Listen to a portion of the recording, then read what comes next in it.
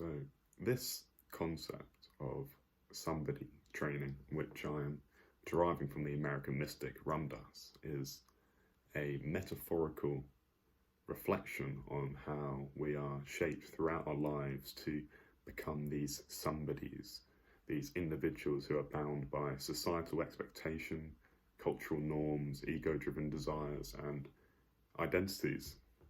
It's as if we are sort of these actors who are thrust onto the stage of life, handed scripts crafted by the generations before us, and adorned in these costumes of gender, nationality, religion, and societal status. We are taught to recite our lines with conviction, to conform to the roles that we are given, to chase after the applause and recognition of our others, to fear the jeers and the criticisms of the audience.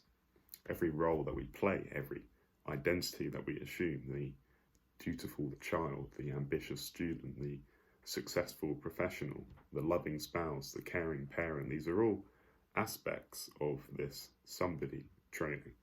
They are labels that are inherently not us, yet they shape us, they mould us, they influence our thoughts, our actions, and our very perceptions of reality.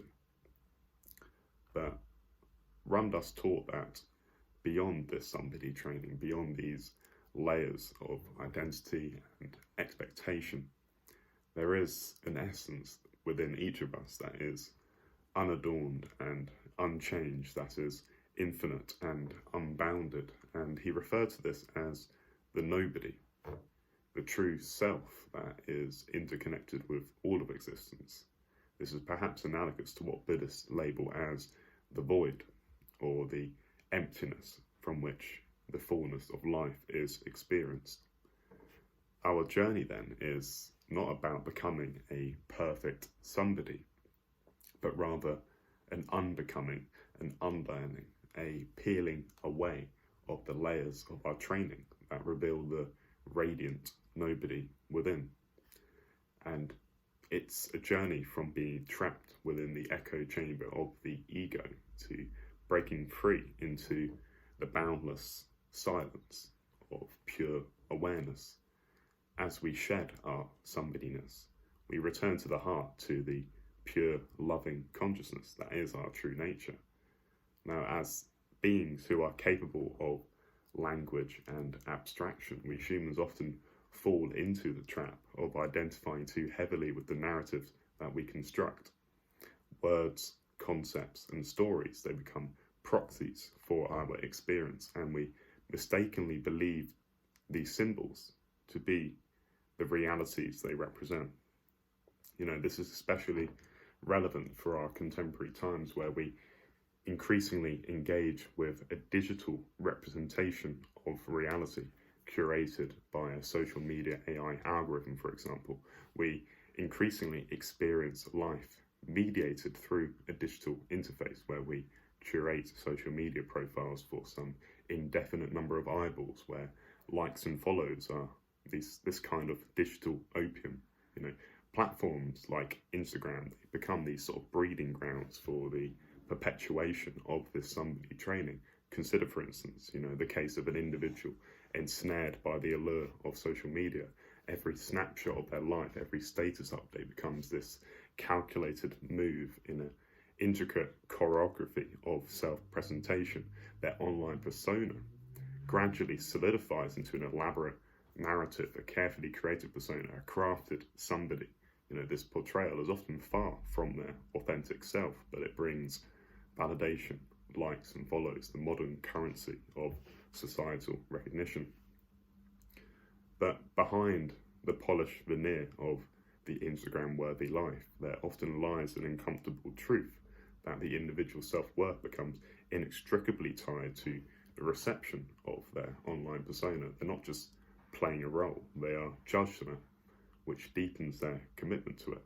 And this cycle, it traps them in a never-ending performance, amplifying the voice of the ego and drowning out the whispers of the true self.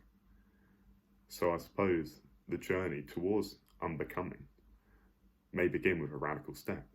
It may begin with disconnecting from social media for a while, this digital detox provides a much needed reprieve from the unrelenting gaze and expectations of online audience, and in the silence and the solitude, away from the prying eyes of the world, they get the opportunity to listen to their inner voice, to rediscover who they are beyond the performance, beyond the likes and shares, beyond the narrative they've been building and broadcasting.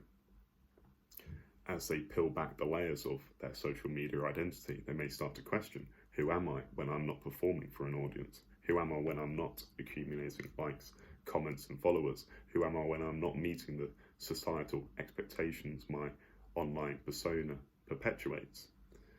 It is really in seeking answers to these questions that they begin to break free from their somebody training and get closer to the unadorned essence of their being, the nobody that is interconnected with the entire fabric of existence.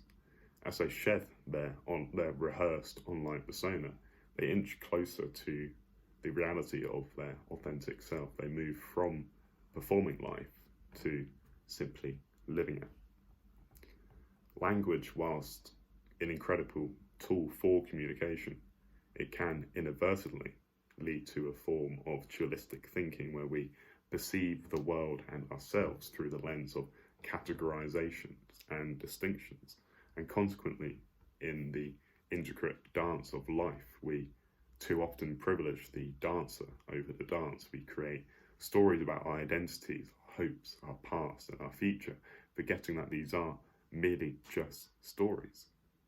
And in doing so, we unwittingly divorce ourselves from the richness of direct experience, solidifying the illusion of a separate self and reinforcing the duality between the observer and the observed, the self and the other, the internal and the external. It is only when we pose the following question: what or who is the inner interpreter of experience, that which discerns whether a particular situation has gone well, who judges, examines and categorizes? It's only in the paradoxical effort of mind attempting to grasp at itself, when mind recursively turns towards mind, that one realizes the elusiveness and ephemeral nature of the conventional self. We find ourselves in a strange loop when we're attempting to locate an experiencer of experience, an observer of what is observed. The essence of non-duality, of not two, is the dissolution of the apparent distinction between the observer and what is observed, or in other words, the boundary between the subject and the object.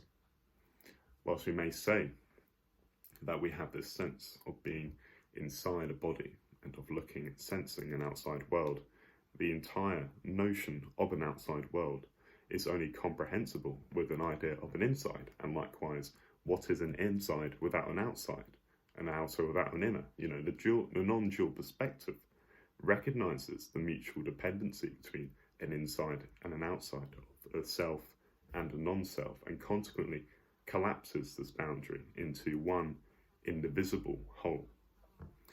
When the boundaries of the inner and the outer are dissolved, what is left is a single whole and an indivisible reality. We may point to this with words like God, nature, being, the Tao, or the mystery, though of course these are all just pointers to something that is trans-propositional, to something that cannot be exhaustively talked about, but rather must be experienced in the eternal here and nowness of the present moment.